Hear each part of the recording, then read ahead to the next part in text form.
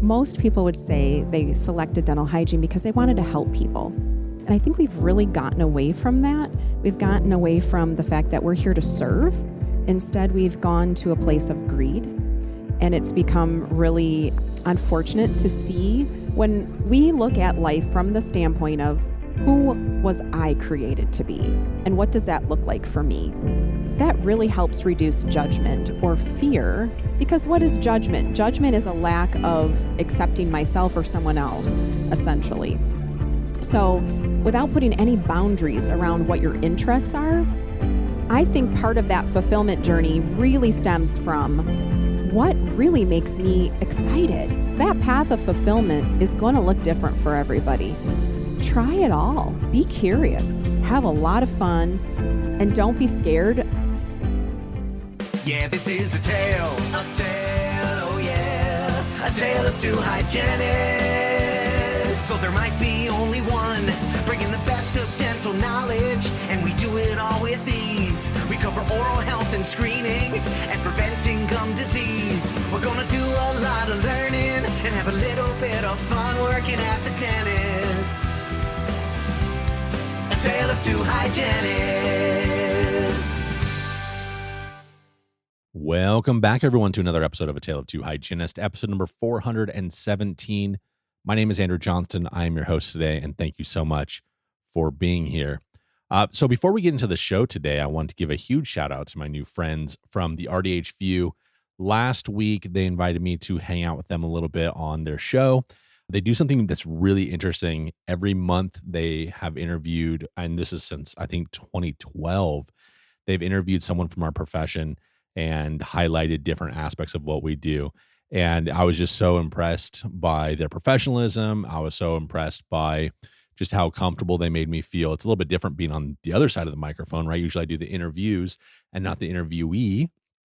So it was really nice to be on the other side and be able to kind of share my thoughts and feelings about, where we're at as a profession and kind of my own personal experiences, the things that I've really loved and enjoyed about, being a hygienist for all these years. I put a link in the show notes of this episode. Also, if you check our social media over the next couple of days, you'll find a link to a YouTube video that they just posted, I think, within the last day or two. So please check that out if you want to know a little bit more about me or, kind of my opinion on things, which I know that you hear a lot here, but it's just a little bit different of an interview. But also go check their back episodes. They have so many amazing professionals that they've had on. And if you just go to their YouTube and just search for their channel, you'll find all the episodes that they've done. On this episode today, I am talking with Corey Jameson-Kuehl about being fulfilled. We talk a little bit about new grads now, how kind of different they are from years past, and maybe that this profession isn't for everyone. Now, I will say that with a caveat of I actually also just went to the dental hygiene seminars this last weekend up in Chicago, and I felt differently about the hygienists that I met there than even the ones I met there last year. So even though we recorded this several months ago, I'm not sure if I even agree with my own thoughts on this episode. Now I've had a chance to meet people. So it's an interesting fact, though, that we are a different type of people based on kind of what has happened in recent years. A little bit of a taboo topic for some reason, but I'm really glad that Corey had such great insight. We also talked a little bit about what makes someone fulfilled, which I think can be a moving target oftentimes. How do we fill the different buckets in our lives that need filling up to feel satisfied with our life and with changes and things like that? So my huge thanks to Corey for meeting up with me. I think she had to run to a flight right after we did the recording at the Greater New York Conference. So thank you to her for her time. And be sure to reach out to her. She's got a lot of other things to offer. We don't really cover a lot of her other awesome things that she talks about. We have in other episodes. You can go back and look, but also be sure to reach out to her. Next week is the week that I've actually been waiting for some time. We have an episode where I am speaking with Megan Barnett, who she focuses on a lot of things, but one of the things that she's kind of her niche is functional medicine. And in October, I had my labs done for the first time, which I think we've talked about a couple of times. I'm scared to death of needles. Let's just get that out of the way. And we go through what all the labs mean. What is she looking for? What should I be concerned about? What should I be doing about certain aspects of it? All of the things that have to be addressed. Now, the purpose of the episode is not really about, let's tell Andrew's medical history to everybody, but hopefully I'm trying to give you an insight of why we need to be looking at things like cholesterol, blood pressure, A1C, and all the things, why we need to have those conversations with our patients, why we need to have a solid medical dental history recorded. So please make sure you're coming back for that episode next week. That's all for me for this week. Please enjoy this episode with Corey. A tale of two hygienists. All right, everyone, welcome into the interview portion of the podcast. I am joined by Corey. We are excited about this episode. It's an episode that we've been talking about for quite some time. I think it's going to be very topical, Corey. I think that you are probably one of the best people in the world to talk to about this. But welcome back to the show. Thank you, Andrew. I'm excited to be here with you this morning. Yeah, you know what? One thing that I've learned about you that I don't think that our audience is going to ever probably have that opportunity is how genuine of a human being you are. I think there's a lot of people in this world that, we have agendas, we have goals, we have things that we're like striving for. And sometimes we have, acquaintances and people that in the industry that are helping us work towards that goal. I have never felt once, and I don't think I know anyone that has ever felt like you have used them to kind of get ahead in this industry. And I think that's really rare. So kudos to you and thank you for doing that. Thank you for being genuine for me. Thank you. I appreciate you acknowledging that because I do think that we are created to encourage others and to be a light to people. And it's not an agenda that should be anything other than to lift people up. So I appreciate you acknowledging that. Thank you. One of the things as we get into this new year coming up, the thing that we see, I think a lot of on social media is how unfulfilled the individual dental hygienist is. And I kind of railed on this a little bit in one of the episodes I did recently where I said, and it might not have been the smartest thing I've ever said out loud on a podcast that's recorded and put out in perpetuity, is that I feel like sometimes people take it as like a badge of honor or like a stamp of, hey, I'm just as unhappy and unfulfilled as you are. Yeah. And so sometimes with that kind of badge or they find, like-minded people so that they feel better about being unhappy, but that's not really addressing the root cause. And I feel like unfulfillment is very popular in our profession. This is an excellent topic. Thank you for bringing this point up because you're right. The things that we focus on the most will definitely grow. Mm-hmm. So if you're going to focus on being negative or being unfulfilled, or you're going to focus on being discontented as a clinical dental hygienist, and that will continue to feed. You will find like-minded people to feed that with. Mm-hmm. And so that is something to be very aware of when we're either on social media or connecting with our colleagues in office as well, or at a team meeting or at a CE event, is what do you want to focus on? So I think it's really valuable to bring it back to the basics about fulfillment and why we picked the profession in the first place. Most people would say they selected dental hygiene because they wanted to help people. And I think we've really gotten away from that. We've gotten away from the fact that we're here to serve. Instead, we've gone to a place of greed. And it's become really unfortunate to see that everything is how much more can I make financially? What can I do to get the hours that I want and get the pay that I want. Now, don't get me wrong, Andrew. There is definitely a work-life balance, and you need to be happy in what you've chosen to do. But I really don't use the word greed lightly. I'm experiencing many conversations with hygienists week after week that are quite appalling, to be quite honest. And I just simply ask the one question, why did you decide to be a hygienist? Yeah. And what does that look like? Now, with any career path, there is a journey. There are times that a ship has sailed and it's time to be over with a specific job or a specific role. I'm a prime example of that myself. I haven't seen a clinical patient in probably 10 years. It no longer fulfills me. It's not something I enjoy. So it's that decision of what is it that I enjoy? What fulfills me? And then how does that look in my life? What do I need? Versus I need an extra $1 more, or this new grad is making, $2 more an hour than I was when I was that time of my prime. And I do think it's very valuable to look at what are you adding to your own career. It boils down to you first. What are you bringing to that practice? What are some of the things that you're looking to from a goal setting standpoint to be excellent, number one is a human being and serving your patients, because everybody wants to be seen and heard. Right. That's a classic hygienist tale, right? I know when I was clinical, I'd come home and regale my husband of stories of all my clinical patients for the day. And he'd be like, this is so exciting to hear about so-and-so and so-and-so. And we do. Yeah. We engage in a lot of conversations with people who need to be listened to. It doesn't mean that we don't deserve that as well. But I want to question hygienists, to really question their motive. What really is the goal in your career? Yeah. I think you hit a word that's going to not probably be taken very well by a lot of hygienists listening to this, because I think, well, one, the hygienists listening to this podcast are probably among the better ones, right? They're going to be the ones that are maybe more critical thinkers, but I think that they're going to be in the same space as these other ones that you're talking about. So listener, don't get too offended by the words we're saying. It's probably not you, but if it is, then this is like a good time. This is a safe space, like as you're, driving to work or whatever you're doing, to like really take a minute and think about your motives. Anyways, the word was greed. I think a lot of times we think about greed as being money. And that's not, I don't really feel like that's where we're at right now, so much as that's kind of where we recently have been. So, and correct me if I'm wrong, but post-pandemic, shortage of hygienists, you saw this huge inflation of our hourly wage across the board. Every state was increased by a lot. Yes. One of the roles that I had previously was to interview and hire dental hygienists across, all 100 plus of our offices. And so I'd call them and I would ask them, kind of what they were looking for and kind of what their, financial needs were and what their, whatever.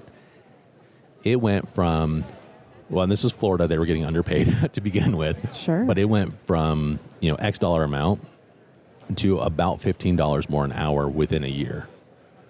Now, granted, again, like a huge caveat, like that should never have been that low in Florida, but it also should never have risen by $15 per hour.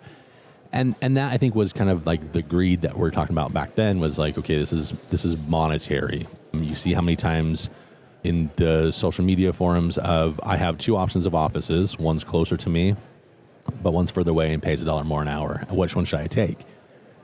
And then almost inevitably they'll say, okay, I took the one that pays me more. And it's like, well, you're giving up a lot there. Now what I'm seeing, however, is a greed of the time.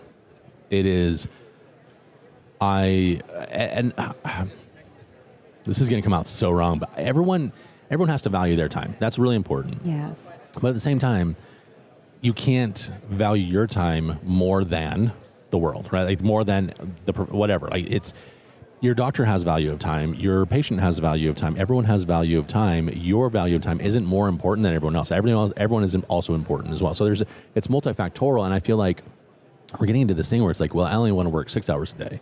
But I also want to get paid the same. And it's like, well, there's no more income coming to the office. So why do you think that that's fair? But that is a real thing that we're seeing kind of across the board. Like we just don't want to put in the hours, and we're selfish and greedy with our time now. Yes, absolutely. And to your point, greed extends more than that hourly wage is what I've been seeing too lately. And there is nothing wrong with you designing the life that you want to live. Right. If you want to work 4 hours a day, you need to be open with that communication with your office and say, this is what I'm looking to do. But then also there needs to be a flexibility with understanding I'm now considered a part-time employee. I don't deserve full-time benefits. I've changed the rules of engagement. Right. And that's where I'm seeing people wanting to go from full-time, which generally includes benefits, to part-time, to saying, oh, no, I'm in shortage. I deserve to have so much more, even though I'm giving you less of the work. Right. And don't get me wrong, I agree with you as well when it comes to underpaying professionals.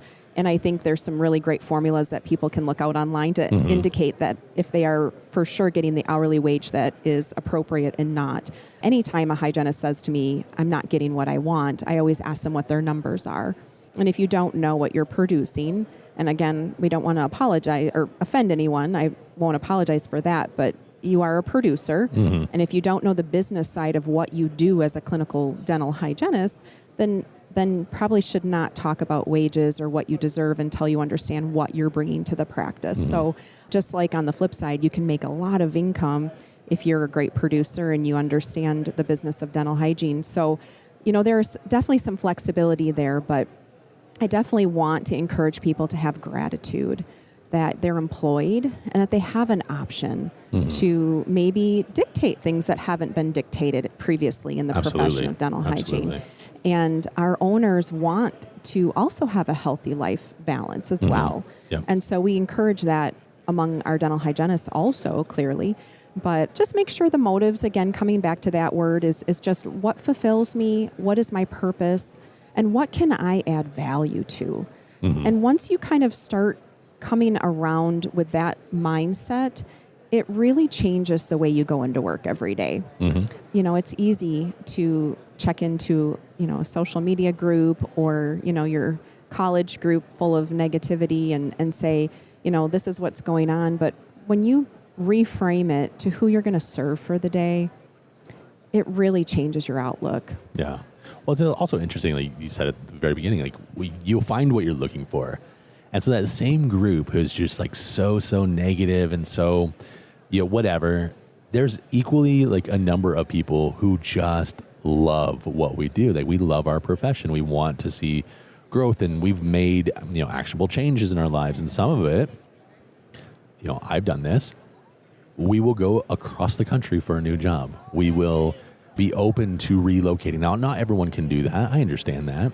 But they'll be open to new job duties and responsibilities within the office. Yes. I feel like sometimes we attribute burnout and being unfulfilled in the same like kind of breath. But I'm wondering your opinion on that, if that's true. Are you really burnt out, or are you just unfulfilled? Yeah. Oh, such a good question. I love it. So if we look at the definition of each, unfulfilled means I'm not taking opportunities. These are my definitions, by the way, Andrew. These are not scientific or anything. Oxford's dictionaries. No, there's nothing that backs it up. So for me, I look at unfulfilled as, am I not taking the opportunities that are presenting themselves to me? Do I have limiting beliefs on why I can't do something? What is, kind of looking around, like what is that fulfillment factor? Versus burnout, I think you're in an environment that you're not growing. So to me, there's two different paths there. So I fully agree that they're two different things. So when I see someone that says, I'm burnt out, I am not in an area of growth currently. That's where I feel like I'm burnt out. I'm doing the same thing over and over, and I'm not seeing any change. I'm not seeing any increase in my reach, or I'm not getting any opportunities. So then I have to ask myself, am I being put in the way in a place where I'm allowing myself to be fulfilled? Because you can really thrive in any environment. I mean, this is a really dismal example, but look at, war and prisoner of war and concentration camps. I mean, if you've ever read anything from Viktor Frankl or anything like that, he talks about the attitude of being in prison and just the hope that he continues to feed upon so that he can continue to grow. So we can grow in any atmosphere. And that's where, again, if you're feeling that burnout, ask yourself, am I growing? And if you are not growing, then you do have to ask, is it time for a different environment? And that's an okay question.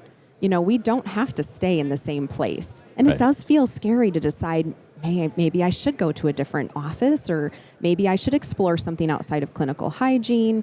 Maybe this looks different. It will be scary. That's normal, but it's also really exciting to be able to say what other opportunities are out there to fulfill me. It's interesting. I like the way you put that, because it's one is like, what is it, self-imposed, or is it just being like something that's being forced upon me? And that is like part of the decision-making process, is like you have to identify that, and then where or if you can even pivot, right? I don't know how many times you've seen it, but we've seen,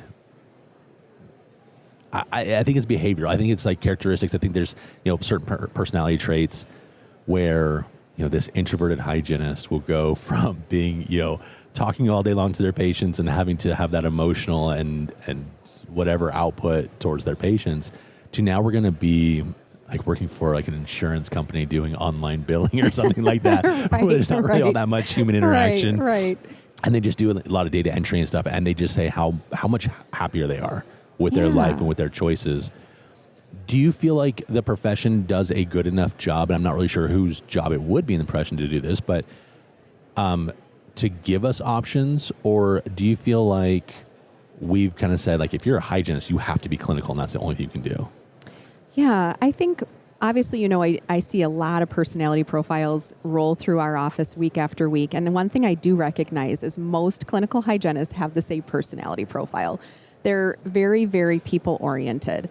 So when I see a hygienist who decides that they're not interested in being clinical, it's really clear to see on their personality profile maybe some of those areas that are more of interest to them. So when you use the example of somebody who's kind of more of an introvert and somebody who's maybe less of a people person, and they select dental hygiene as a career for whatever reason, perhaps they thought it looked good on the list, or they knew a hygienist and they heard it was a great profession for a mom, or whatever bias they particularly had for that career choice. And yeah, after several years, they're like, oh, I don't want to see patients. This doesn't fulfill me. I don't feel, this is ridiculous. I don't want to hear everybody's stories all the time. I'd be much happier looking at claims. Yeah. It is almost to 100% degree, I can see on paper why they prefer that.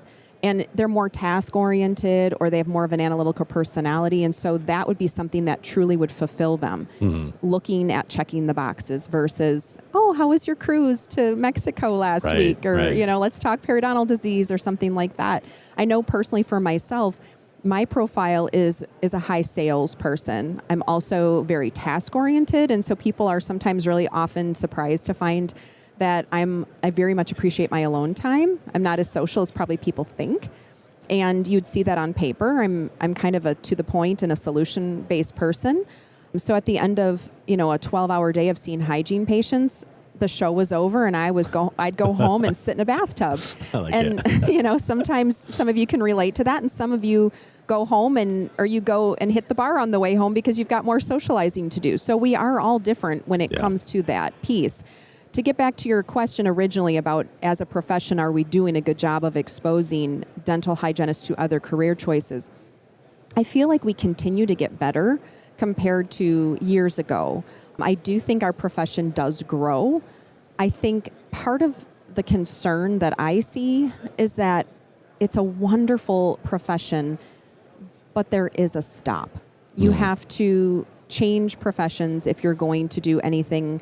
If you want to teach, you obviously would need to get a higher education beyond, a BS or an AS. Sales positions, if some people are into that. It's kind of always the same thing. And we all have known this for years. But as far as integrating into the medical profession, which is not an area of my expertise, I would love to see that happen, of course, as I'm sure a lot of our forward-thinking, medically minded dental hygienists would love to see as well. I would love to see that versus, our nursing profession seems to be a good connection between hygienists and nursing. They have so much more opportunity clinically than we do in hygiene. And I'm probably rabbit trailing a little bit here, but some of that aspect of bringing hygienists into oncology units and things like that would be ideal. But we need hygienists who are warriors in that area that want to pave the way and do that. I think hygienists make a great HR manager. I think because we know people. I think there's a lot of springboards from being a hygienist into other professions. I also think it's wonderful when I meet somebody who's been a hygienist for 40, 50 years and still freaking loves to see patients. I so admire some of people like that too. Same. So if you're out there and you're listening and you're one of those, you're an amazing rock star. Like I have one in my neck of the woods, and she's like 80 years old and still sees clinical patients 3 days a week and loves it and takes more continuing education than anyone I know. So that's a fulfilled person. Yeah. That's someone who is definitely living their best life. Yeah. Which I also admire those people, because for me, I'm someone that's just not someone who can kind of sit still in one place. The question I'm going to ask you in a minute, in case I forget as I go down this next little thing, is, how does someone kind of go through the initial steps of finding fulfillment? Okay, that's where we're going to get. But what I want to do, though, is normalize the fact that people can feel unfulfilled. And just a quick little journey of my own little life is, in my first practice was great, I think, as far as the experience goes. We did sedation dentistry on pediatrics. There was like papoose boards. There was local anesthesia for kids. I wasn't there, but almost a year. It was such a learning experience, especially as your first office, but it was a big office. There's a lot of personalities. It was just not a good cultural fit for me. I ended up finding a private practice. In fact, he was searching and he'd asked one of the other hygienists that was there, and she knew that I wasn't probably feeling too fulfilled at that place. And so it was kind of like a referral thing. And so I ended up going to private practice. And in that practice, since he did so many different things, I kept having that, like that the thing that was like engaging my brain. We did also sedation, but for adults, medically compromised people, a lot of dentures. Since he was a general dentist, but he still did a lot of prosts, I learned that kind of part of dentistry, which we as hygienists wouldn't normally learn about, except for maintaining and cleaning around, the prosthetics. But he also did ortho, and as kind of like a floating, roving person, not only was I able to do restorative with him, but I got to watch him do extractions and do some very light oral surgeries. Nothing like too drastic, but I watched several impacted third molars come out, which I thought was really kind of cool. Mm-hmm. The exostoses, he would take those down, and I thought that was just smelled bad, but it was also really kind of cool. Right. But ortho, I would jump in and do ortho, and I would put, just different. I didn't really understand it, to the same degree that all the other assistants did, but it was a unique experience as a hygienist that for the first year and a half or so of doing that, I'm like, this is great, this is awesome. Then I went to more of a corporate world, and I had kind of different growth patterns there because they had leadership models and they had all sorts of other things. So I felt really good there until I got to a certain part, and then I said, okay, look, it was more of like at home, like, okay, the house that I was living in, I lived in there for 5 years. I was kind of bored of that. Alice and I had lived in several different houses up until that point. I wanted the new, I wanted the change, I wanted the thing. And then I moved over to the west side and then moved in, a couple different offices there. There was a lot of change for me because I think I felt unfulfilled this whole time. Dental mission trips were brought in pretty early on to this because I thought that was going to be the thing that gave me what I thought would satisfy me or fulfill me. I'm traveling, I get to see a new land, I get to try new foods, I get to meet new people, all of these things. And I think it worked for a little bit. All of these things work for a little bit for someone like me. And maybe like a listener isn't having like that same craziness that I had. I moved all the way over to Florida. We talked about that. Like I keep searching for something until now I kind of feel like I'm finally getting to be satisfied, which I think is different than fulfilled, but I'm satisfied at least. That's a step in the direction of where I need to be. But I don't want people ever thinking like I have to be in this one little model and that's the only thing I can be. It's okay to have feelings. It's okay to move around. It's okay to search out yourself and try and find what it is. But going back to the original question, how do we get there? How do we take those first initial steps that are going to be uncomfortable, that are not going to be fun, that's going to feel weird, that we might get judged for it and all of those things? It is such a good question because I think there's so many amazing people that we all know within our industry and maybe just outside of our friendships and things like that, where we see someone that looks like they have this planned out life, right? It's like, oh, they did this education, then they got this job, and then they rose to this level, and they seem so happy. So I think starting from there, number one, everybody's journey is unique and different. When we look at life from the standpoint of who was I created to be, and what does that look like for me? That really helps reduce judgment or fear, because what is judgment? Judgment is a lack of accepting myself or someone else, essentially. So without putting any boundaries around what your interests are, I think part of that fulfillment journey really stems from what really makes me excited. Is it education? Is it learning more about things within the dental world? Like you had mentioned some of those procedures that you were fortunate to learn about. Ask your doctors what else you can learn. Can you take time during the day? I know it's taking time out of production or patient care, but to go watch a really cool surgery, or have you ever seen an implant placed? Really pique your interest. That also helps with fulfillment. But it's also one of the most practical things that I still do to this day. In fact, I'll be doing one later today while I'm sitting on a plane going home, is a quadrant pro and con list. And so if anybody would like to see that, if I can't explain that well, I'm more than happy to send it to you. But it's simply just a quadrant pro and con list. And you simply just put basically pros and cons. What is it that I really enjoy right now? What is it that I need more of? Mm-hmm. And how do I get there? Yeah. So I know, Andrew, you've heard me say this to you for years. Writing and journaling is so key. No, so annoying, but it is key. It is. But we have so many feelings, and we have so many thoughts and so many cool things that we can chase after. There is something that is so cool when you write it down.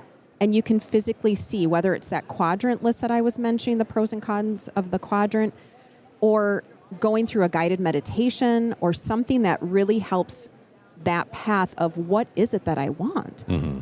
And it truly is okay to want more. And it's truly okay to not want more either. Mm-hmm. There is no wrong or right. There is definitely something about just being content in the moment. Some of us, and I'm putting myself in the us, I'm hardly ever content. I always want more. My husband's always annoyed. But I always let him know, and you can let your people in your life know too, this is a Corey thing. This has nothing to do with anyone else. Right. This is me desiring more for my career or more for my curiosity. Yeah. I just love to learn. I love so many different pieces. I want to do these different things. So communication is the other piece to that fulfillment path, is letting those around you know I'm looking for things that help me be a better version of me. I'm not discontent in this office. I love working for you, doctor, or I enjoy this hygiene team.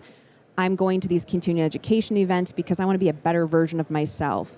Or I'm going to this retreat so I can be a better hygienist, or whatever the case might be. So that path of fulfillment is going to look different for everybody. Try it all. Be curious. Have a lot of fun. And don't be scared. It's a cliche saying, but things really do grow in that discomfort zone. They really do. And the things that you don't expect to be amazing blessings are just really going to show up and be a really cool experience for the next thing. That's kind of my 2 cents when it comes to the fulfillment path. But seriously, Andrew, if any of your listeners want practical pieces to that, I know we can't get into it all right now, but they can reach out to me. I'm happy to send them any materials from a coaching standpoint, or if they want personality profiles to kind of help see what drives them too. Sometimes people don't know what they're interested in. Exactly, yes. They just feel this angst of this doesn't feel right. Yep. I was going to mention that because I think that's one of the conversations I have with you do help me get pushed in the right direction. Too many of us don't know where to start. And we need someone like you that has at least the resources to get us, if not where we need to be, at least headed in the right path. But again, I want to come back to the fact that like we can pivot that path as many times as we need to. Absolutely. We are not failures. We are not wishy-washy. We're not whatever like the stigma is of someone that's bouncing around offices, trying to find their fulfillment. So thank you so much for being on. How can they contact you? Where can they find this information? Sure. They can just reach out via email is probably the quickest and best way, which is corey@customdentalsolutions.com. I'm on all the social media. I try to keep up with all of that. I'm on LinkedIn, Corey Jameson-Kuehl. You can find me at customdentalsolutions.com on our website. If you are a texter, you can certainly text me, 262-853-1414. Love speaking to hygienists. Love helping them find what fulfills them. So I'd love to hear from you. Awesome. Thank you very much. Thank you. Yeah, this is a tale, oh yeah, a tale of two hygienists. So there might be only one, bringing the best of dental knowledge, and we do it all with ease. We cover oral health and screening, and preventing gum disease. We're gonna do a lot of learning, and have a little bit of fun working at the dentist. A tale of two hygienists.